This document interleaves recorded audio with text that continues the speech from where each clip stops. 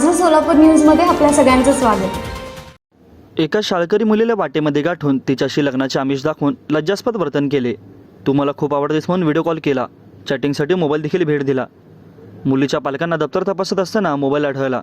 पीडितेने सांगितल्यानुसार एका तरुणाविरुद्ध विनयभंगासह बाललैंगिक छळाचा गुन्हा दाखल झाला असून त्यास अपराधापासून संरक्षण अधिनियमान्वये सोमवारी पहाटे गुन्हा नोंदवला गेला आहे. प्रवीण लक्ष्मीकांत आडम, वय वर्ष 30 असे गुन्हा नोंदवले गेलेल्या आरोपीचे नाव असून पीडितेच्या वडिलांनी जेलोड पोलीस ठाण्यामध्ये दिलेल्या फिर्यादीत म्हटले आहे की यातील फिर्यादीची मुलगी शहरातील एका शाळेमध्ये शिकते. रविवारी सकाळी 9च्या सुमारास तिच्या वडिलांकडून बॅग चेक करताना मोबाईल आढळून आला. याबद्दल पत्नीला विचारणा केली असता तिलाही याबद्दल काही माहीत नसल्याचे सांगण्यात आले. यानंतर वडिलांनी पीडित मुलीला विश्वासात घेऊन विचारणा केली. यावर तिने आपल्या मोबाईलवरून एका आरोपीने दिला असून त्याने "तू मला आवडतेस" मोबाईल व्हॉट्सअपवर चॅटिंग मेसेज व्हिडिओ कॉल साधा कॉल करत जा म्हणून मोबाईल दिला व जोराची मिठी मारली व तुझ्याशी लग्न करायचे आहे म्हणून निघून गेल्याचे पीडित मुलीने सांगितले.